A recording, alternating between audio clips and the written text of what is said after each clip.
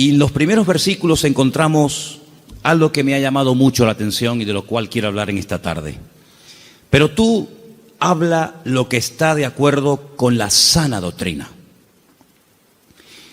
Que los ancianos sean sobrios, serios, prudentes, sanos en la fe, en el amor, en la paciencia. Y sigue contando y pidiendo cosas, ¿verdad? La frase que me llamó la atención y es el tema que queremos hablar esta tarde es cómo tener una fe sana. Cómo tener una fe sana. Dice la Biblia que el apóstol Pablo le pedía a Timoteo que los ancianos, que el liderazgo de la iglesia tenían que tener una fe sana. Indagando por distintos textos del Nuevo Testamento, veo que a veces se menciona la fe, pero no siempre desde un punto de vista positivo. Hay como muchos tipos de fe, incluso también muchos niveles de fe. Y el apóstol Pablo y el Señor a través de sus palabras nos dice que la fe del creyente tiene que ser sana. Hablaremos después cómo se puede tener una fe sana. Y también nos tendremos que preguntar si la fe que yo tengo está sana o está un poco enferma, ¿no? En Lucas 9:54 vamos a leer el primer texto donde podemos ver a unos discípulos del Señor que lógicamente tenían fe, pero una fe muy extraña. Yo la he llamado una fe distorsionada. Escuchemos Lucas 9:54. Viendo esto, sus discípulos Jacobo y Juan dijeron: Señor, ¿quieres que mandemos descienda fuego del cielo como hizo Elías y los consuma? Unos discípulos del Señor le están proponiendo al Señor: Señor, ¿quieres que oremos para que caiga fuego del cielo y destruya a esta gente que no ha querido recibirnos? Y dice, ¿pero qué estáis diciendo? El Señor no apoya esa petición.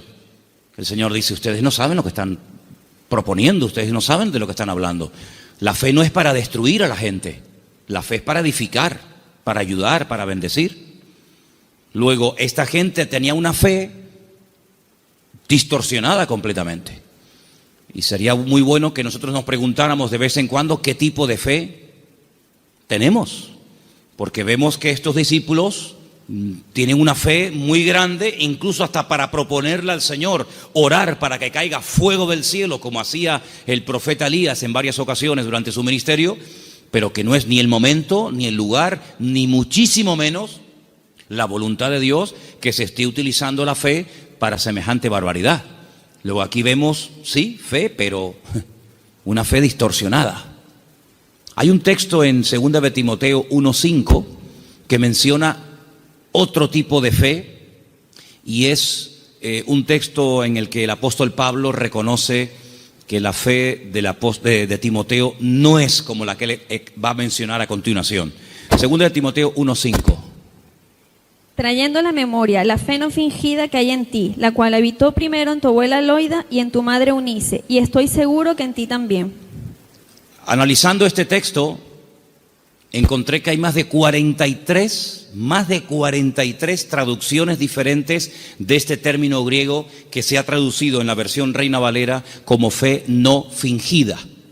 Pero hay otras Biblias que en vez de poner fe no fingida, dicen fe verdadera, sincera, fe sin mezclas, fe sin hipocresía, fe nacida del corazón, fe sin disimulo, sin engaño. Incluso hay una versión alemana que dice fe sin máscara. Es un término que se emplea en 6 ocasiones diferentes en el Nuevo Testamento y hay un versículo en Romanos que dice que el amor tiene que ser sin fingimiento. Exactamente igual que la palabra que emplea Pablo a la hora de referirse a la fe. Entonces hay una fe fingida. Parece que tiene, pero a la hora de la verdad eso no se puede considerar una fe auténtica. Entonces estamos viendo cómo la Biblia menciona y habla de personas que en un momento determinado pueden tener fe, pero no es la fe sana de la cual queremos hablar en esta noche y cómo conseguirla. Entonces hemos visto una fe distorsionada, una fe fingida, que no era el caso de Timoteo. Tenemos también en Santiago 2:26, una fe que no sirve para nada. Lo dice literalmente el texto. Vamos a prestar atención. Santiago 2, versículo 26. Porque como el cuerpo sin espíritu está muerto, así también la fe sin obras está muerta. Fe sin obras. Hay fe, pero no hay obras, luego está muerta. No sirve para nada. Entonces hay gente que puede tener una fe aparentemente muy grande, pero no hay obras. Esa fe no produce nada. Por lo tanto, dice Santiago, es una fe muerta. Y lo muerto, pues ya me contarás para qué sirve. Absolutamente para nada. Ya hay tres tipos de fe: distorsionada, una fe fingida, una fe muerta, y hay una fe que quisiera contar un poquito de quién se trata. ¿Os acordáis del joven rico? Un chico que dice que había guardado todos los mandamientos de la ley, era muy escrupuloso, moralmente impecable, pero él notaba que le faltaba algo. Y le pregunta al Señor: Señor, ¿qué tengo que hacer para heredar la vida eterna? Y el Señor le propone un estilo de vida diferente, le habla de que tiene que romper con ese espíritu de materialismo que lo domina, le habla de que tiene que guardar los mandamientos, y él dice: yo todo esto lo he guardado. Luego vemos que muchos escribas y fariseos, incluido en el joven rico, eran personas de fe, pero era una fe religiosa, mecánica, Hay que orar, oramos. Hay que leer, leemos. Hay que ayunar, ayunamos. Hay que congregarse, me congrego. Pero el Señor no quiere que actuemos como si fuéramos máquinas, hermanos. Que no seamos como robots, que hacen las cosas, pero sin sentimiento, sin pasión, sin ganas, sin deseo. Las hacen, pero no hay vida en lo que hacen. Digamos que es una fe religiosa. Sin embargo, volvemos al texto de Tito capítulo 2, donde el apóstol Pablo dice que los creyentes tienen que tener una fe sana. Quédense con eso, una fe sana, que no está enferma, que no está distorsionada. No es una fe que llegamos incluso a tener fe en la fe, valga la redundancia. Conocen la película de la lámpara de Aladino, ¿no? Esa lamparita que la frotan, sale un genio, y el objetivo del genio es cumplir los deseos de aquel que tuvo la suerte de encontrar la lámpara de Aladino. La fe no es la lámpara de Aladino. No tenemos que tener fe en nuestra fe. Dice el Señor: tened fe en Dios. ¿Cuántos dicen amén? Antes de ver las características y cómo se puede tener una fe sana, quiero llevarles a Mateo capítulo 8, donde vais a ver cómo el Señor sabe perfectamente qué nivel y qué calidad de fe tenemos. En Mateo capítulo 8, a partir del versículo 5, se relata la historia de una visita de Jesús a un pueblo llamado Cafarnaún, que significa el pueblo de Naún. Y en el versículo 5 dice que Jesús entró en Cafarnaún y vino a él un centurión. Luego, no es un judío, es un gentil. Y este centurión, que era una especie de capitán, viene rogándole y le dice: Señor, mi criado está postrado en cama, paralítico, gravemente atormentado. No es un hombre insensible, no es un hombre arrogante como la mayoría de los romanos de la época. Es un hombre que viene pidiendo ayuda. Y viene pidiendo ayuda a un judío. Luego aquí hay un acto de humildad muy grande. Y le dijo el Señor: yo iré y le sanaré. Versículo 8. Respondiendo el centurión le dijo: Señor, no soy digno de que entre bajo mi techo. Solamente di solamente la palabra y mi criado sanará. Esto es tremendo. Porque también yo soy hombre bajo autoridad y tengo bajo mis órdenes soldados. Y le digo a este: ve, y va. Y le digo a otro: ven, y viene. Y a mi siervo: haz esto, y lo hace. Al oírlo Jesús se maravilló y dijo a los que le seguían: de cierto os digo que ni aún en Israel he hallado tanta fe. No he encontrado a nadie en el país que tenga tanta fe como este hombre. ¿Qué fue lo que le llamó la atención al Señor Jesucristo de este hombre? Primero, la humildad con la que vino a pedir. No vino exigiendo. No vino: oye, que soy un centurión romano y me tienes que obedecer. Sino vino con humildad. Vino, dice, que rogándole. Y no vino pidiendo algo para él, sino para otra persona. Luego aquí hay una compasión, aquí hay un amor por alguien que está sufriendo, que no es precisamente él, sino es su criado. Luego hay una cosa muy interesante en la conversación. El Señor está dispuesto a ir a la casa de un gentil. El Señor está dispuesto a ir a la casa de este hombre. Sin embargo, este hombre dice: Señor, sinceramente yo no soy digno de tenerte bajo mi techo. Pero podemos solucionarlo de otra manera. Di solamente la palabra, da solamente la orden de que mi criado sea, y no hace falta ni que te desplaces, no hace falta ni que vengas. Fíjate que el hombre le pone un ejemplo al Señor. Le dice: mira, yo soy un hombre de autoridad. Yo le digo a un soldado que venga y viene, lo digo a otro que vaya o haga esto y lo hace. Por lo tanto, lo que este hombre está diciendo es: yo reconozco tu autoridad. Yo reconozco que cuando tú ordenas algo en el mundo espiritual, se cumple. Por lo tanto, como hago yo en lo natural, hazlo tú en lo espiritual. Da la orden y automáticamente mi criado sanará. Él unió el poder de la palabra, la autoridad de la palabra del Señor, con una fe bien puesta y bien depositada con humildad en el Señor. Y claro, automáticamente recibió la respuesta.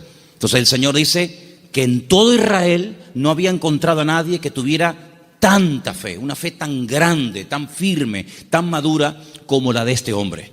Luego, por la forma como habló, por la forma como pidió y se comportó, el Señor se dio cuenta de que este hombre no tenía una fe normal y corriente, sino era una fe, amigo, de categoría. Sin embargo, en el mismo Evangelio según San Mateo, un poquito más adelante, en el capítulo 14, ahora las cosas cambian.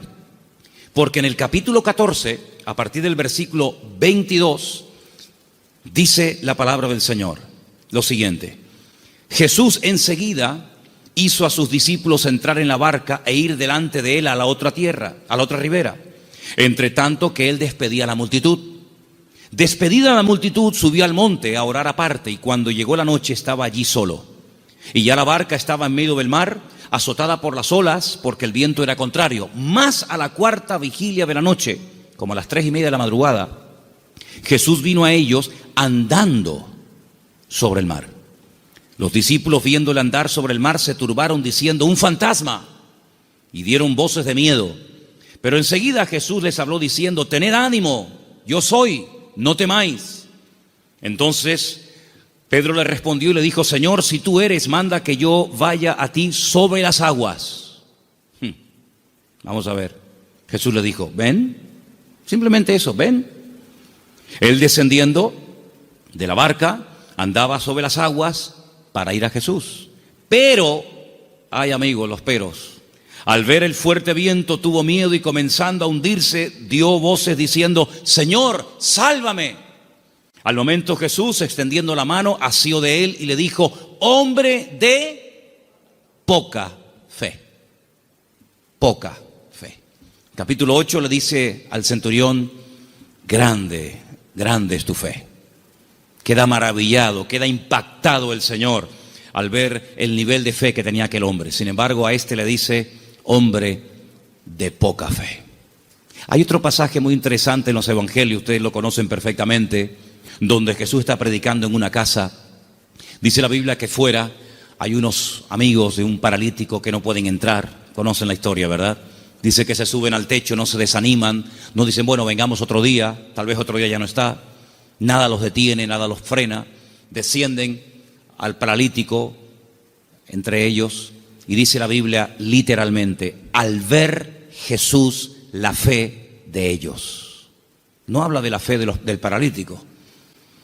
Al ver Jesús la fe de ellos, le dijo al paralítico, y todos conocemos el resto de la historia. Luego, tal vez nosotros no podemos ver la fe, ni siquiera la nuestra, pero el Señor sabe perfectamente qué nivel de fe tenemos. La fe que tenemos que tener no es una fe cualquiera. No es esa fe que creemos que es una especie de, como dije antes, de lámpara de Aladín o de llave maestra que todo lo puede y todo lo abre. No, no. Tiene que ser una fe sana. Pero ¿cómo se llega a tener esa fe sana? ¿Cuáles son las características de una fe sana verdaderamente en el Señor? Vamos a ver la primera característica que tiene que tener una fe sana. Primera de Pedro, capítulo 1, del 3 al 9. ¿Lo tienes, Vanessa? Vamos a prestar atención a Primera de Pedro 1, del 3 al 9. Bendito el Dios y Padre de nuestro Señor Jesucristo, que según su grande misericordia nos hizo renacer para una esperanza viva por la resurrección de Jesucristo de los muertos, para una herencia incorruptible, incontaminada e inmarcesible, reservada en los cielos para vosotros, que sois guardados por el poder de Dios mediante la fe para alcanzar la salvación que está preparada para ser manifestada en el tiempo postrero, en lo cual vosotros os alegráis, aunque ahora, por un poco de tiempo, si es necesario, tengáis que ser afligidos en diversas pruebas, para que sometida a prueba vuestra fe, mucho más preciosa que el oro, el cual, aunque perecedero, se prueba con fuego, sea hallada en alabanza, gloria y honra, cuando sea manifestado Jesucristo, a quien amáis sin haberle visto, en quien creyendo, aunque ahora no lo veáis, os alegráis con gozo inefable y glorioso, obteniendo el fin de vuestra fe, que es la salvación de vuestras almas. Amén. ¿Os dais cuenta? La primera característica de una fe sana es que tiene que ser probada. Si no quieres tener una fe probada, jamás sabrás qué tipo de fe tú tienes.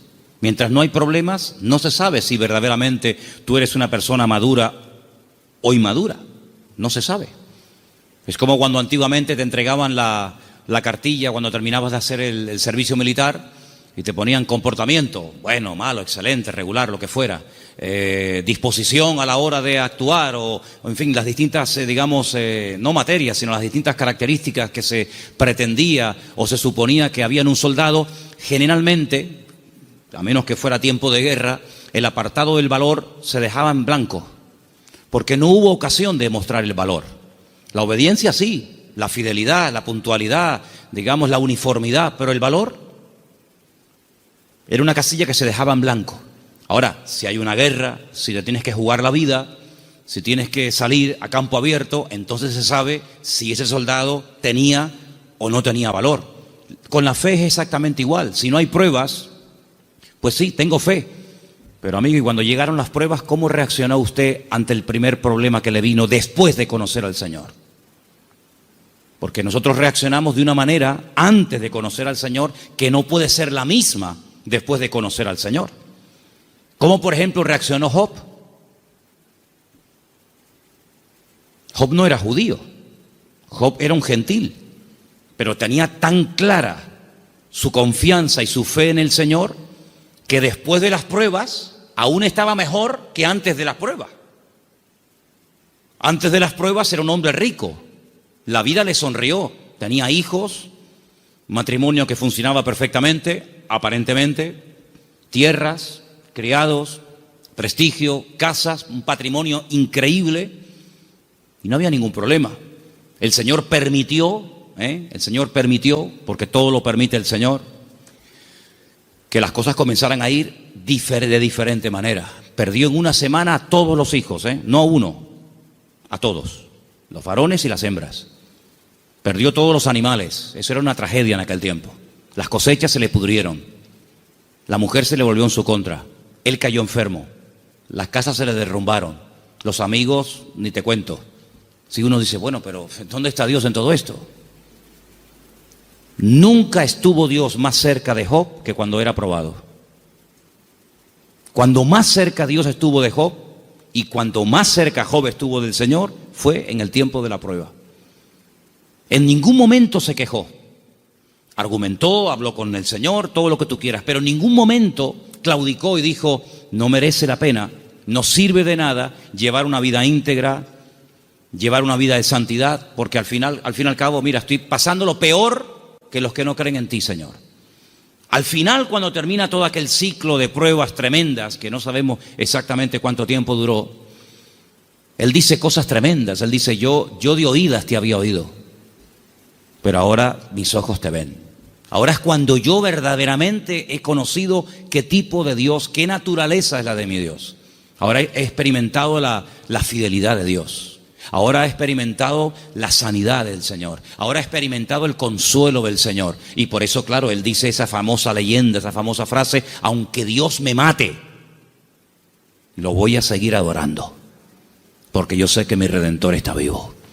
Entonces las pruebas no lo destruyeron, al contrario, lo fortalecieron de tal manera que al final él tiene que orar por los demás y nadie por él, porque solamente venían a cuestionarle, a criticarle, a poner el dedo en la llaga y bueno, a decir todo tipo de barbaridades.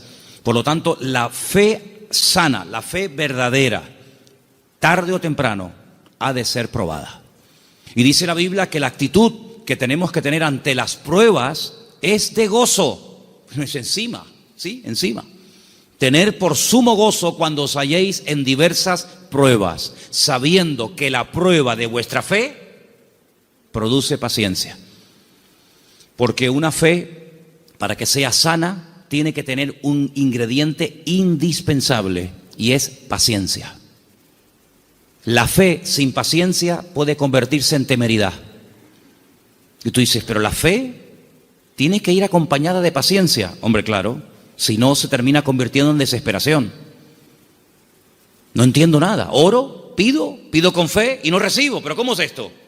Entonces, si no va acompañada del ingrediente de la paciencia, al final terminas desesperándote porque crees que no tienes fe, que has cometido un pecado, que te han hecho algo malo, etcétera, etcétera, y comenzamos a decir tonterías, y toda tontería, toda queja, todo lamento que salga de nuestros labios, lo que hace es que va deteriorando, enfermando, debilitando cada vez más la fe. Y en vez de ser una fe sana, es una fe, pero enferma. Entonces, vemos que la característica de una fe sana es que ha sido probada por el fuego.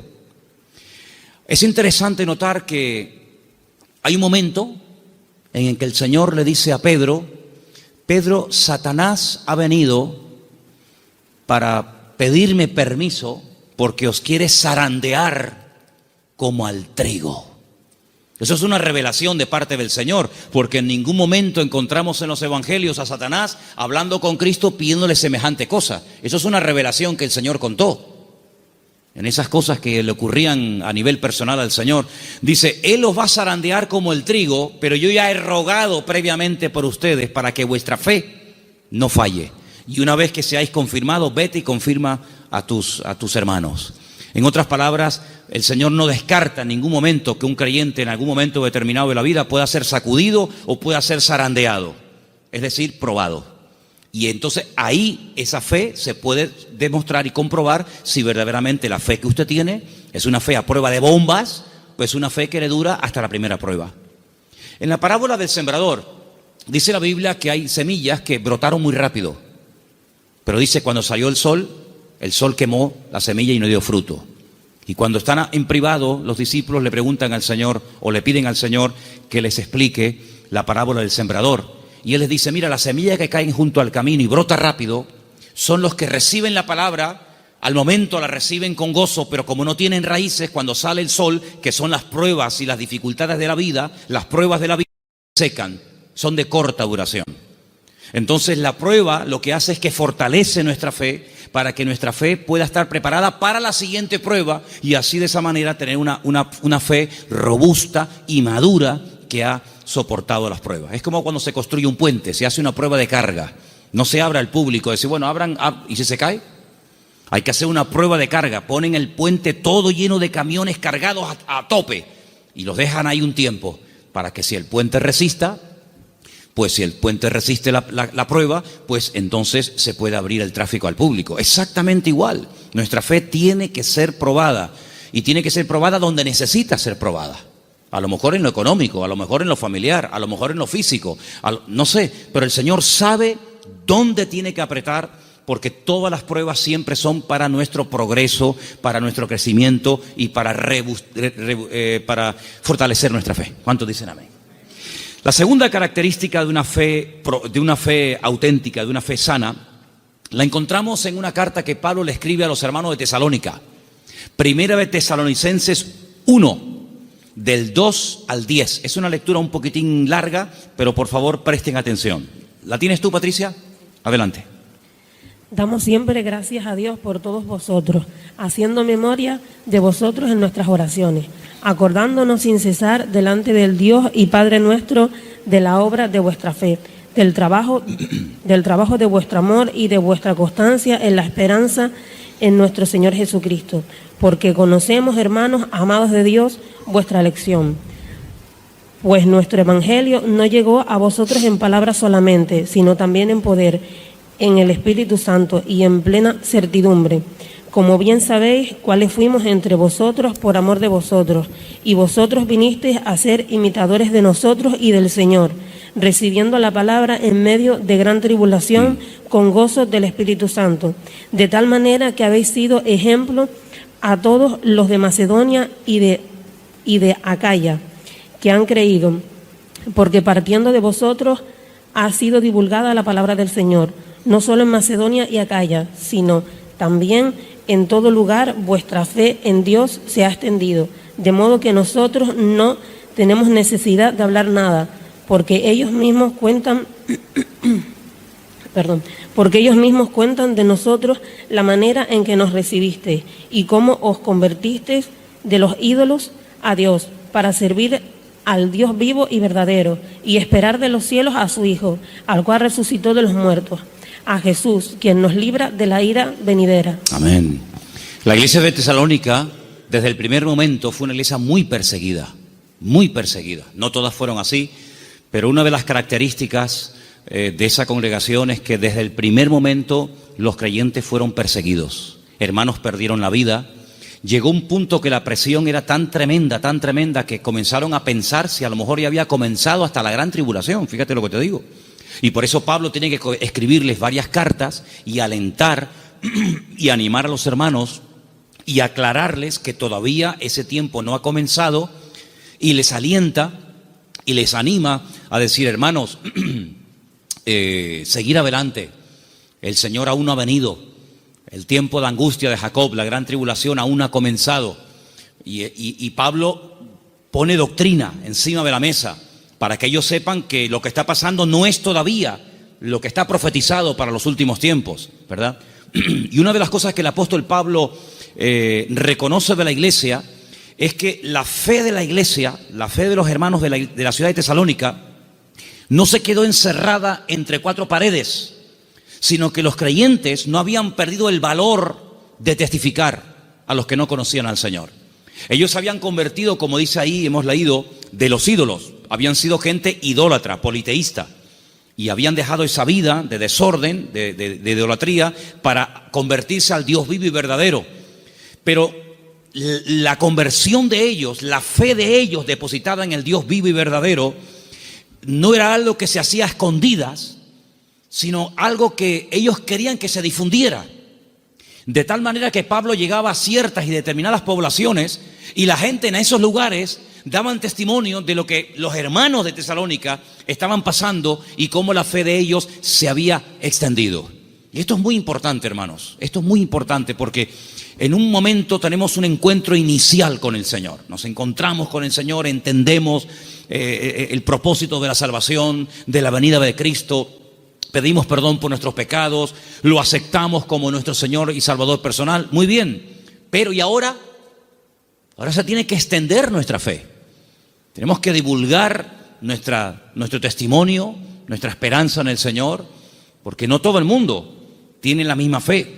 No todo el mundo ha tenido la misma experiencia que tú has tenido, y por eso es muy importante que abramos la boca para que podamos decir a la gente: oye, que hay una esperanza, que hay un remedio, como vimos el domingo, que hay un camino, una verdad y una vida.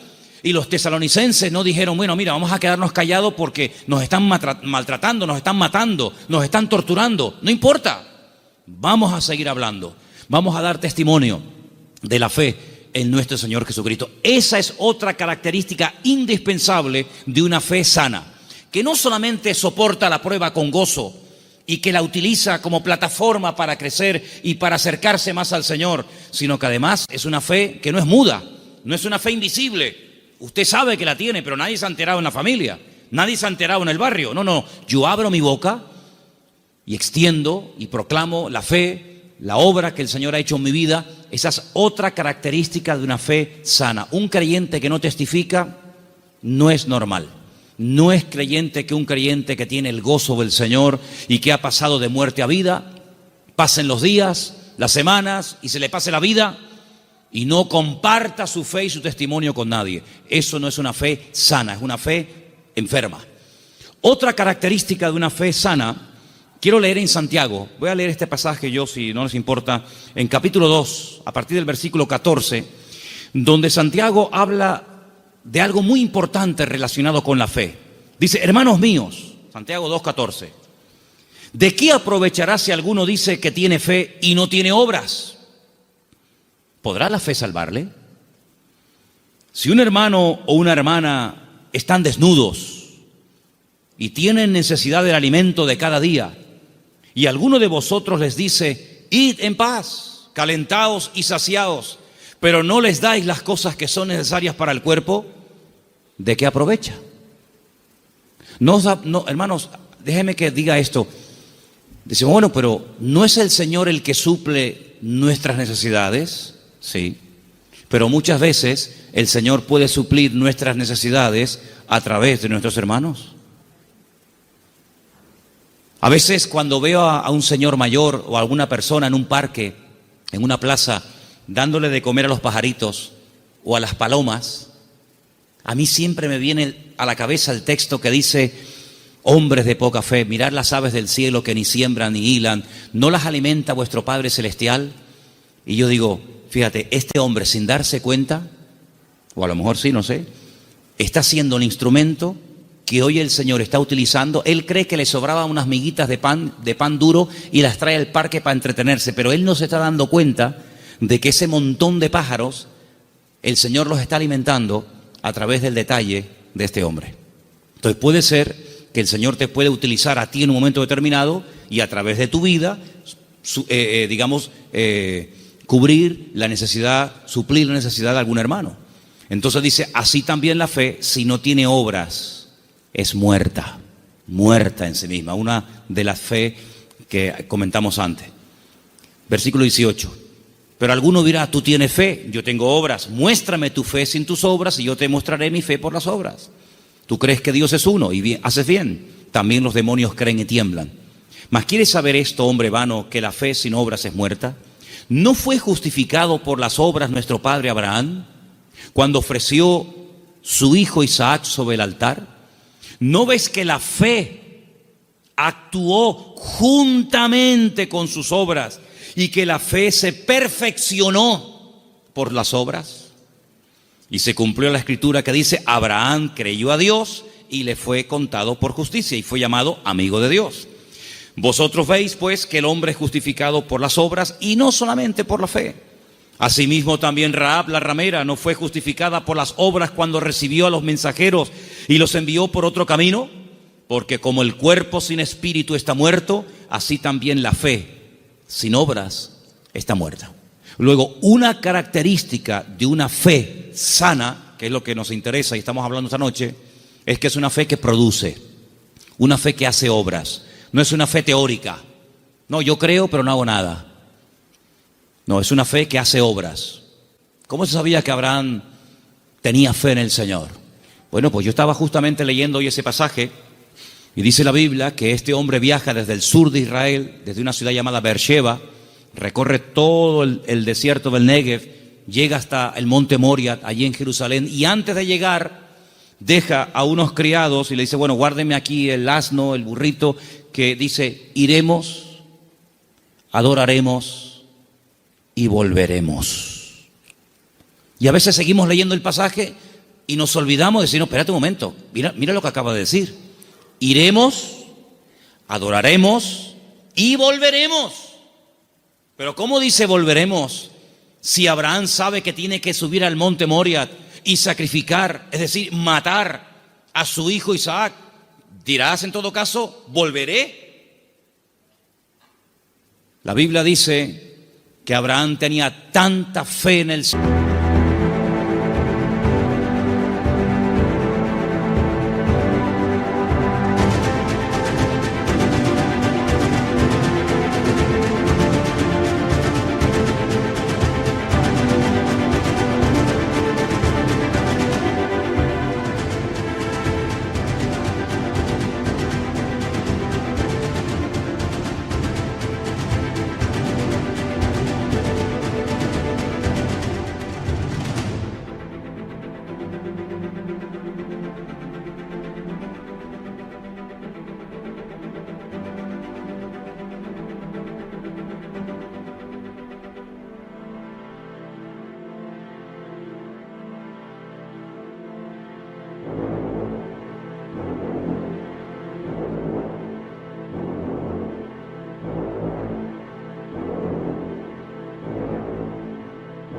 Señor, que creía que si mataba a su hijo Isaac, el Señor se lo podía resucitar y volverlo a tener con él.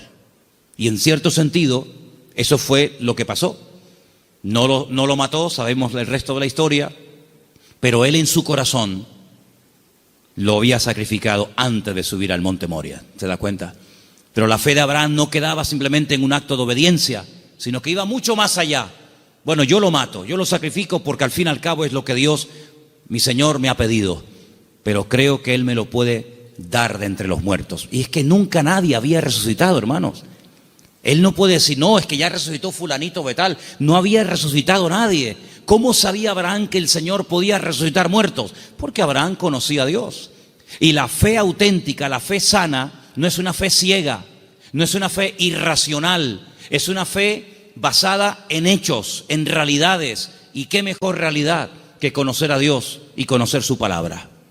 Yo dije en una ocasión que hubo un momento en nuestra vida en los que creímos en un Dios que prácticamente no conocíamos. Cuando nosotros la primera vez aceptamos al Señor, ¿qué sabíamos del Señor? Pues muy poca cosa. No conocemos hoy nosotros al Señor mejor que hace años atrás cuando lo conocimos o lo recibimos en nuestro corazón, ¿sí o no? Por supuesto que sí. En aquel momento fue un acto de fe. Yo necesité fe, créame, yo particularmente, yo no sé usted, pero yo necesité mucha fe porque yo no creía en Dios. No creía en Dios, sencillamente. Para mí no existía. Y yo necesité que Dios me diera fe para poder creer en Él. Pero créanme, hermanos, y lo digo con toda sinceridad, yo hoy en día no necesito fe para creer en Dios. Yo es que sé que Dios existe. La fe se necesita para creer en lo que usted tal vez no ve o no ha recibido y tiene fe de poder recibirlo. Pero yo no necesito fe para creer en mi Padre. Yo no necesito hoy por hoy fe para creer si este libro es o no es la palabra de Dios. Es que yo sé que es la palabra de Dios. Por lo tanto, la fe tiene que ir en aumento, tiene que ir creciendo, tiene que ir madurando. Y por eso, amados hermanos, hay momentos en los que en la vida de ciertos y determinados personajes, los milagros tenían que verse muy asiduamente, un poco como para sacudirlos y para provocar la fe en ellos. Pero hay un momento en nuestra vida en los que prácticamente ya no necesitamos tantos milagros cada día, porque el hecho de que el Señor sea mi Señor, ya para mí eso es más que suficiente, y sé que todo lo demás vendrá por añadidura. ¿Cuántos dicen amén? Hay gente que continuamente le pone pruebas al Señor. Señor, ¿será tu voluntad esto? Señor, ¿será tu voluntad lo otro? Señor, voy por aquí, Señor, voy por allá. Bueno, pues si constantemente le tienes que estar poniendo pruebas a tu Dios, es porque no lo conoces mucho. Porque si tú sabes que a tu marido no le gustan las lentejas, no sé si hay algún marido, perdón si alguien se sienta aludido, pero si tú sabes que a tu marido no le gustan las lentejas, no dices, se las voy a poner a ver si le gustan o no le gustan. Ya te ha dicho de todas las formas que no le pongas lentejas que no le gustan. Por lo tanto, como ya lo sé, no se las pongo. Pero yo sé que lo que le gusta es el potaje de berros. Entonces, en la medida en la que tú conoces a tu marido, a tu esposa o a tu hijo, a quien sea, tú te comportas de una forma diferente con él o con ella, ¿sí o no? En la medida en que tú conoces a Dios, yo no tengo que decirle a Dios, Señor, ¿se puede hacer esto o no se puede hacer? Voy a poner un papelito con un sí y con un no. Soplo y el que se quede en la mesa, no hace falta jugar a eso, porque yo ya conozco a mi Dios y yo sé lo que le gusta y lo que no le gusta. Leía en el día de ayer algo tremendamente interesante. Dice Pablo, es que la ley no fue dada para el justo. La ley fue dada para el homicida, la ley fue dada para el que no conocía a Dios y tienes que decirle todo, le tienes que contar todo. Pero José nunca leyó la Biblia y José era capaz de decir, eso no lo puedo hacer, porque si yo hago eso, yo peco contra mi Dios. ¿Os acordáis? Cuando es tentado con la mujer de Potifar, él podía haber dicho, bueno, ¿dónde está escrito que esto es pecado? No estaba escrito por ninguna parte, pero es que él conocía a Dios. Y cuando una persona conoce a Dios, aunque no tenga mucho conocimiento de la Biblia, conoce más del Dios de la Biblia que de la Biblia del Señor y sabe perfectamente discernir, y dice, esto no es de Dios, esto no es del Señor. Porque el que conoce al Señor, dice la Biblia, hay un texto muy bonito que dice, el pueblo que conoce a su Dios se esforzará. Y nosotros, amados, queridos hermanos, no dejamos de pecar por miedo al castigo, sino no pecamos por temor a Dios, por respeto al Señor, que es muy diferente. Amén. Otra característica de una fe madura, tal vez le puede sorprender esta frase, es que no tiene miedo a las aventuras. En Génesis capítulo 12, quiero que vean este pasaje conmigo. Génesis capítulo 12, versículo 1. Hay una palabra aquí muy bonita que la hemos leído en muchas ocasiones. Dicen que el padre de Abraham era, ¿cómo se llamaba el padre de Abraham? Hola.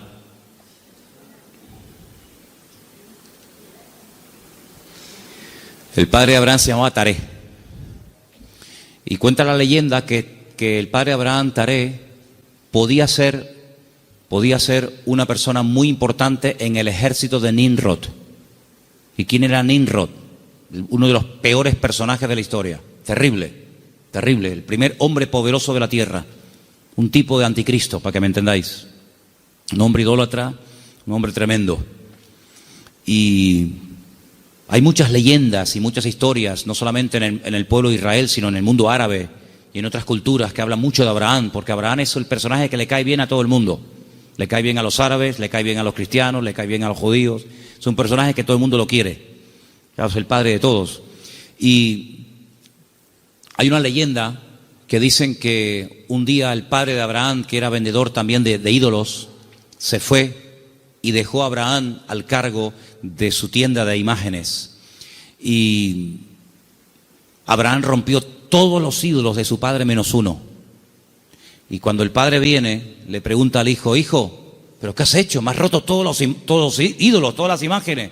Y le dice, no, lo que pasa es que vino una señora con un plato de comida para ofrecer una ofrenda a los ídolos. Y como este ídolo, que es el más poderoso que tú tienes, no quería compartir la comida con los demás, los destruyó a todos y se comió la comida a él. Y le dice el padre, pero hijo, ¿qué cuento me estás contando? Si son ídolos de piedra, son incapaces de hacer esto. Y Abraham le dice, pues papá, si tú mismo has reconocido que son ídolos de piedra que no puedan hacer esto, ¿por qué los adoras? Es una leyenda que cuentan los árabes, ¿no? Hablando acerca de la fe de Abraham. Pues este hombre, cuando vivía en aquella tierra, versículo 1, Génesis 12:1, dice, el Señor le había dicho, fíjate el tiempo del verbo, no está llamando el Señor ahí a Abraham, dice, ya le había dicho. Es como, oye, que ya te he dicho, ya te lo dije el otro día, te lo estoy recordando. Ya el Señor le había dicho a Abraham. ¿Qué le había dicho? Vete de tu tierra, de tu familia o parentela, de la casa de tu padre, a la tierra que yo te mostraré. Fíjate que el primer verbo está en pasado y el último está en futuro. Ya le había dicho el Señor, a la tierra que yo te mostraré. ¿A dónde voy? No lo sé, yo te lo mostraré, ya te lo diré.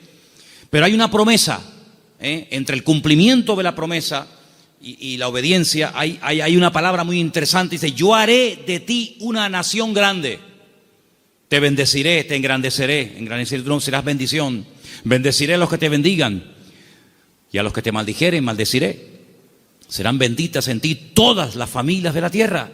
Y se fue Abraham como el Señor lo había dicho. Entonces vemos que este hombre, en base a una promesa, en base a una orden de parte del Señor, él emprende una aventura. Y por eso este punto que he dicho, que para tener una fe sana, uno tiene que estar dispuesto a correr aventuras con el Señor. No podemos tener todo bajo control. Hay creyentes que todo lo quieren tener bajo control.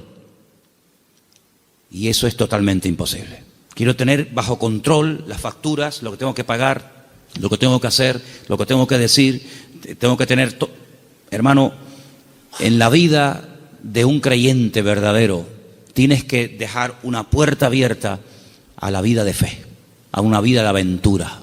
Esto no tiene ni pies ni cabeza, diría un padre a un hijo, pero hijo, ¿a dónde va? Es que no lo sé, padre. Pero, ¿qué sentido tiene esto? Yo leía hoy una frase en un libro que la tengo por aquí apuntada y me llamó mucho la atención y la quiero compartir con ustedes. Y la frase que leía dice, lo que nosotros llamamos seguridad muchas veces no es más que un freno para una vida de fe. Esto me impactó muchísimo. No, es que hay que tener una seguridad en la vida, tú. Ya, oye, ya no tengo 20 años, ya tengo una edad y uno ya tiene que ir pensando las cosas. Me parece muy bien. Pero cuando vamos a la palabra de Dios, nos encontramos que a veces Dios llama a gente ya con 80 años. Y tú dices, ¿pero dónde va este hombre con 80 años? Pues tú no ves que cuando tú eras joven lo intentaste y fue un fracaso lo que hiciste, que incluso hasta terminaste matando a una persona. Y el Señor llama a un hombre que en el pasado ha fracasado y se ha refugiado como un prófugo en el desierto, cuidando ovejas que no son ni de él. Y ahora tengo que volver atrás. ¿A qué? A hacer la voluntad de Dios. Pero en esta ocasión no como tú la quisiste hacer en tu yo, en tu ego, sino hacerla en mi nombre. Y lo manda a Moisés, a Egipto, con 80 años. Y Abraham le da unas promesas increíbles con una edad que uno dice, ¿y por qué no le dio estas promesas cuando tenía 18, 20 o 30 años? ¿Por qué esperó tanto el Señor en sorprender y en usar a este hombre? Hermanos, nosotros no somos los que ponemos los tiempos los pone el Señor. Por eso les dije antes que un ingrediente indispensable de una fe sana es la paciencia. Una fe que no va acompañada de paciencia te puede crear problemas a ti personalmente.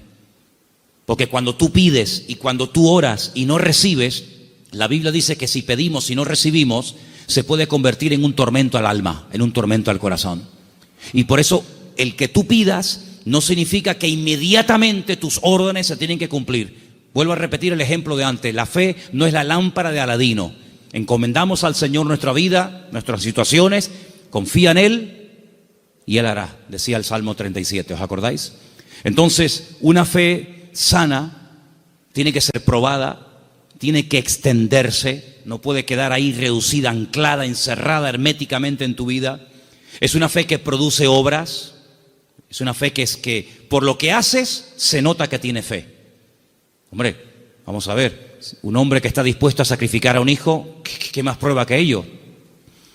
Cuando le dice el Señor a ese hijo el día de mañana, quédate en Beersheba y siembra en el desierto, y este hombre siembra en el desierto y no cuestiona a Dios diciendo, oye, pero ¿cómo que siembra en el desierto? Esto es un disparate, es una locura. ¿Cómo voy a sembrar la semilla?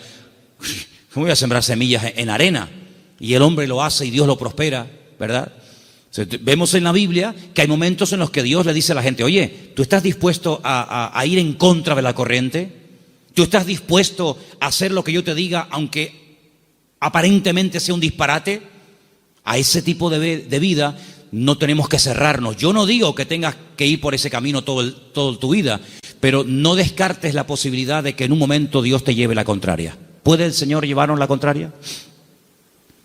¿Puede el Señor sorprendernos a estas alturas? Quiero decirles algo que llevo tiempo queriendo decirlo y siempre se me olvida.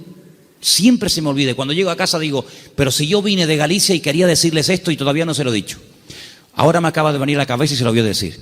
Fui a predicar un día a una iglesia en Galicia. No voy a decir ni el sitio porque sabe Dios a dónde llegan estas predicaciones.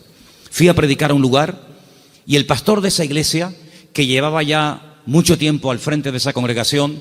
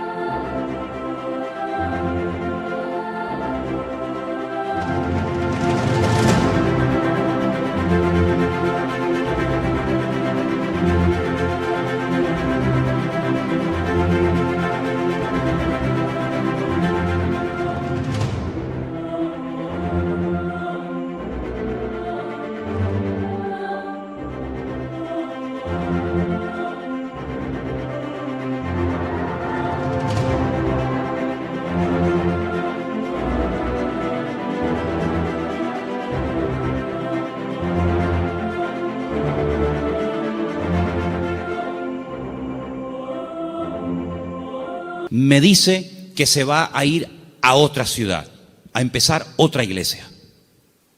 Digo, muy bien. Y él sigue hablando y me dice, es que esta iglesia en la que yo ya he estado años, yo creo que ya ha dado todo lo que tenía que dar.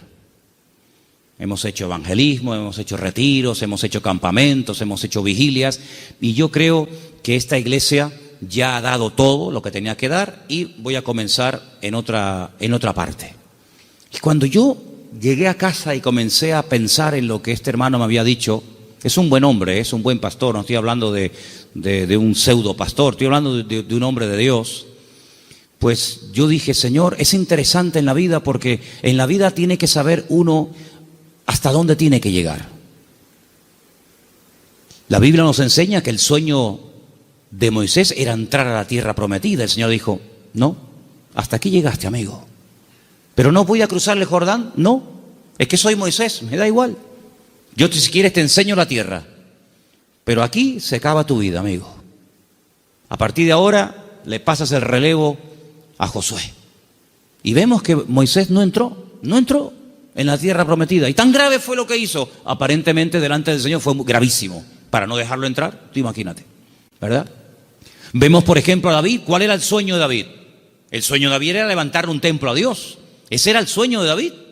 ¿Se lo había pedido el Señor? No. De hecho, el Señor le dice a través del profeta Natán, le dice, ¿dónde me vais a meter a mí? Si el cielo es mi trono y la tierra es el estrado de mis pies, ¿qué casa me vais a construir a mí? Pero si quieres hacerla. Sin embargo, vemos que el Señor no le permitió. El que verdaderamente tenía ganas de levantar el templo, no lo pudo levantar. Su hijo fue el que lo levantó. Entonces, él entendió que su vida no era, o el sueño de su vida no se iba a cumplir, sino que era su hijo el que iba a levantar el templo. Luego, uno tiene que saber hasta dónde puede llegar. Porque, hermanos, seamos sinceros. Si analizamos, por ejemplo, la vida de José, un hombre de fe, un hombre obediente, vemos que sí, él había recibido una revelación cuando era jovencito de lo que sería su vida. Pero si aquellos sueños que él tuvo de pequeño no le ayudaba, en cierto sentido, el faraón a poder cumplirlos, pues se pudriría en la cárcel. Luego, otra persona tuvo que soñar para que sus sueños personales, la revelación de parte del Señor a él, se pudiera hacer realidad. Por lo tanto, es muy importante como congregación, como familia, como matrimonio, como hijo, como pastor, como creyente, saber hasta dónde tengo que llegar con el Señor. De hecho, para mí hay dos preposiciones que aparecen en la Biblia que tenemos que tenerlas presentes siempre en nuestra vida de fe. Desde, hasta. Son dos preposiciones importantísimas en la vida de un creyente que quiere tener una fe sana. Desde, hasta. ¿A qué me refiero? Josué capítulo 1 dice, la tierra te la he entregado. Nadie te podrá hacer frente en todos los días de tu vida. Desde hasta, esa es la tierra en la que te puedes mover. No te salgas de ese marco, no te salgas de ese terreno, porque no te la daré. De hecho, ha habido momentos en la historia en los que Israel ha conquistado terreno que tiempo más tarde ha tenido que devolver, porque no entraba dentro del desde hasta, ¿verdad? Cuando en una de las guerras conquistó la famosa península del Sinaí, la península del Sinaí no entraba dentro de las promesas del Señor y la tuvo que devolver, ¿verdad? Y sabemos que la península del Sinaí no pertenece a Israel. Por lo tanto, como creyentes tenemos que saber cuáles son nuestras limitaciones, qué tipo de fe tenemos, y con ese tipo de fe trabajar y movernos en el Señor. Porque dice la Biblia que no a todos se nos ha dado la misma fe, ni los mismos dones, ni el mismo conocimiento, ni los mismos talentos. Por lo tanto, cada uno tiene que, examinarse a sí mismo y decir, bueno, a mí el Señor no me ha llamado a predicar, pero así a mí el Señor sí me ha llamado a servir o a colaborar. Tal vez el Señor a mí no me ha llamado al ministerio musical, pero me ha llamado o me ha capacitado o me estoy preparando para el ministerio de enseñanza o para el ministerio, para otras culturas. Cada uno de nosotros tiene que examinar su fe y ver a sí mismo qué estás haciendo con el nivel de fe que tú tienes. Hay una característica que yo quisiera que leamos algunos versículos. No sé si lo tienen ustedes ahí, Patricia. Hebreos 11, ¿sí? Del 8 al 10. Porque antes dije algo que quiero que te lleves esta tarde grabado en tu corazón. Incluye la paciencia en tus oraciones. Incluye la paciencia en tu fe.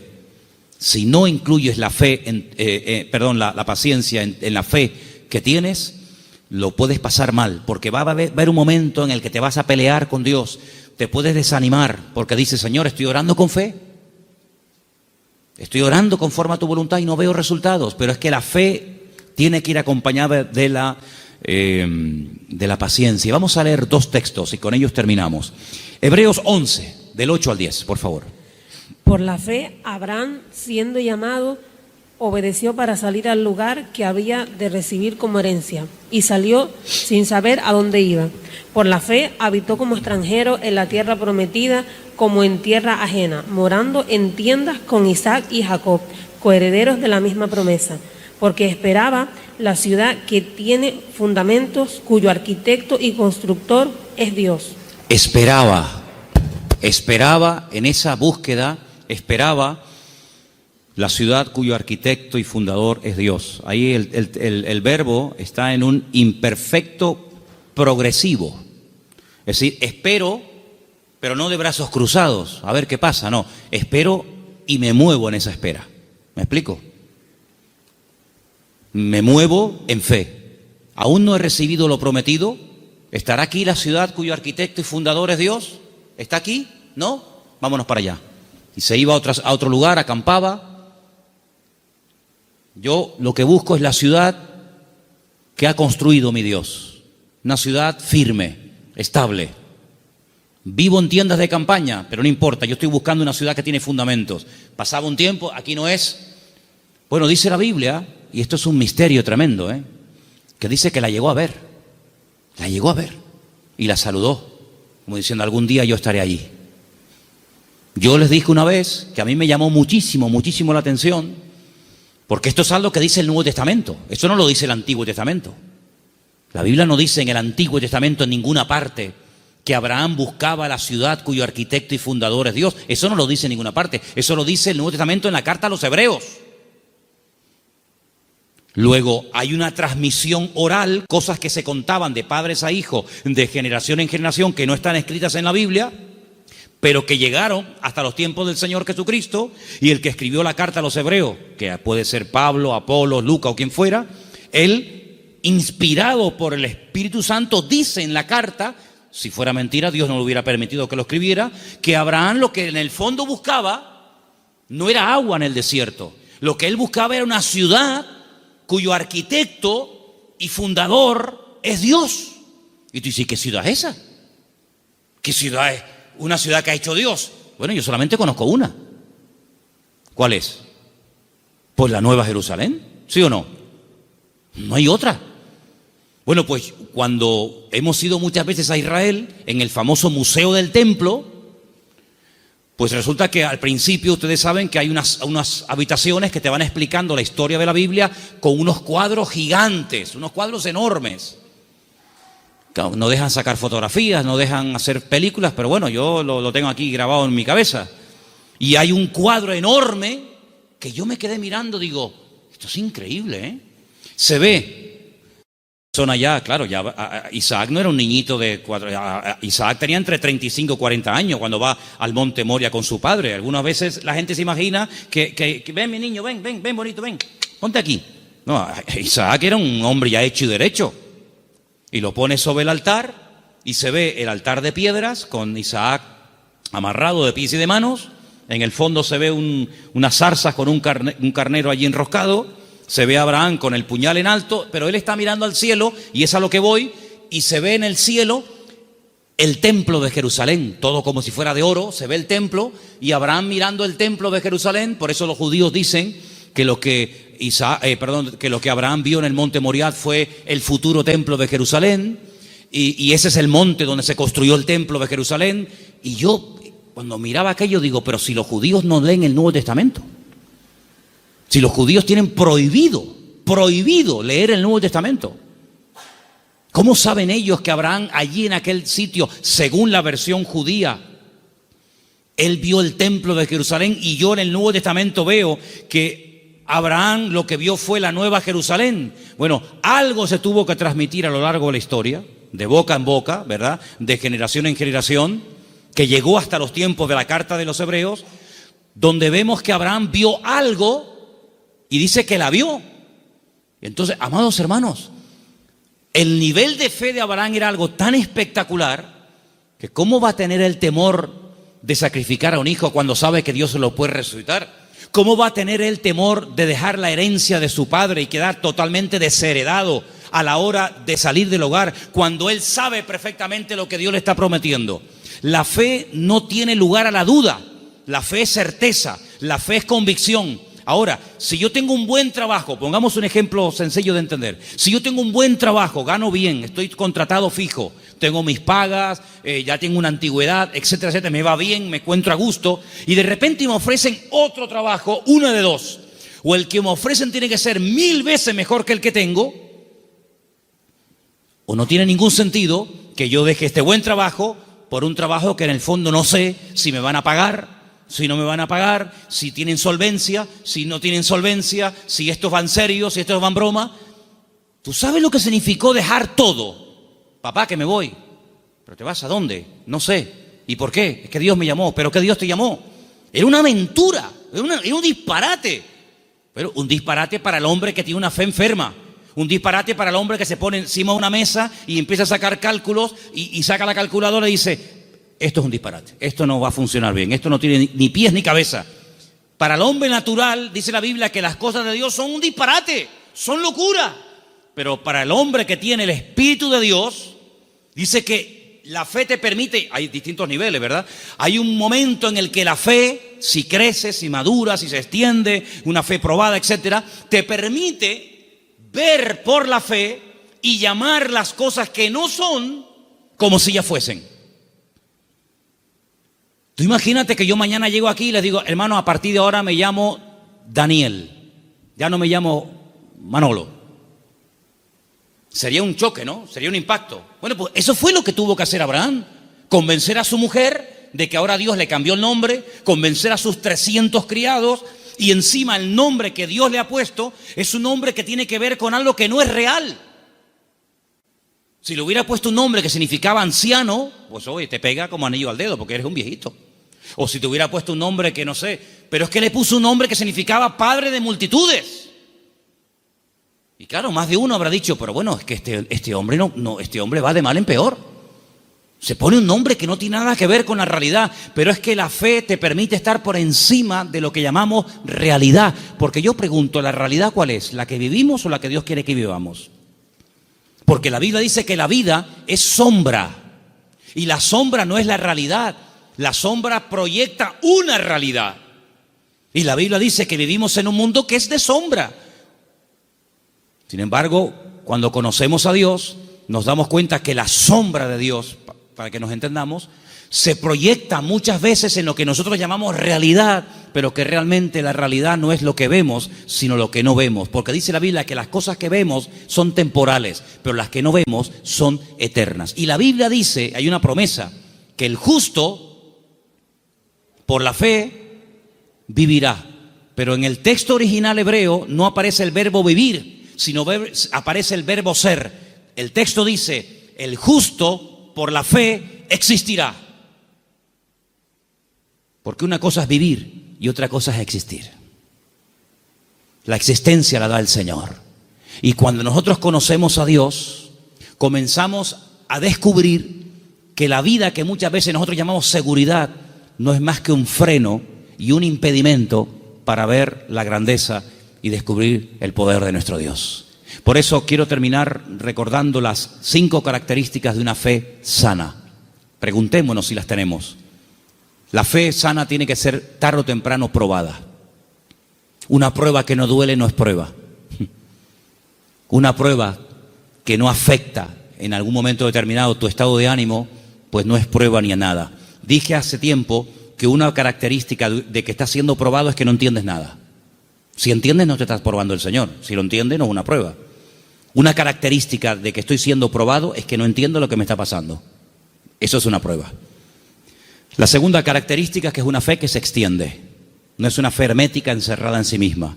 Es una fe que actúa, que hace obras.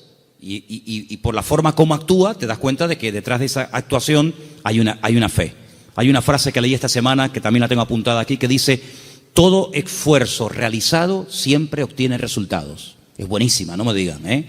Todo esfuerzo realizado siempre obtiene resultados. Tú te esfuerzas por el Señor, ¿verdad? Tú ejercitas la fe y automáticamente Dios lo premia. Tercera o cuarta característica, que la fe sana tiene que ir acompañada de paciencia. Dice la Biblia que Abraham esperaba pacientemente. Y finalmente, la fe sana está dispuesta a la aventura. En Hebreos 10, del 12 al 13, quiero que lo leamos todos juntos, por favor. Hebreos capítulo 10, Hebreos 10, del 12 al 13. Hay unos versículos muy interesantes que los he dejado para el final, para que medites en ellos y te los lleves esta noche en tu corazón. Repito, Hebreos capítulo 10, del 12 al 13. ¿Lo tienen, hermanos? Bueno, creo que lo estamos poniendo ahí, ¿no? Perfecto. Léelo conmigo. Pero Cristo, habiendo ofrecido una vez para siempre un solo sacrificio por los pecados, se ha sentado a la diestra de Dios. Versículo 13. De ahí en adelante, esperando hasta que sus enemigos sean puestos por estrado de sus pies. Esperando. Es la misma palabra que aparece cuando dice que Abraham esperaba la ciudad cuyo arquitecto y fundador es Dios. Ahora fíjate esto. Cristo muere, cumple todo lo que tiene que cumplir, derrama su sangre, resucita al tercer día, asciende a la gloria, se sienta a la diestra de Dios Padre. Y yo pregunto, ¿y ahora qué? Lo hemos leído esta noche. Él está esperando que todos y cada uno de sus enemigos sean sometidos y puestos bajo la planta de sus pies. Si mi Señor, después de todo lo que hizo, su muerte, su resurrección, la victoria sobre el pecado, sobre el diablo, etcétera, si Él, después de todo ese tremendo sacrificio, está esperando sentado a la diestra de Dios Padre, ¿por qué a nosotros a veces nos cuesta tanto esperar una oración que la hicimos la semana pasada y queremos que ahora nos responda el Señor? ¿Cuánto tiempo lleva esperando el Señor Jesucristo? Bueno, en números redondos, 2000 años. Porque aún hay enemigos que no están sometidos. Dice que el último, un día si quieren podemos hacer la lista de los enemigos que tienen que ser dominados y controlados y sometidos a la planta de los pies del Señor. Dice que el último, después de haber superado todo, el último enemigo que será superado y vencido para siempre será la muerte. De momento la muerte no ha sido vencida en el sentido de que todavía los seres humanos siguen muriendo, incluidos los cristianos. Y dice la Biblia que algún día la muerte no existirá más.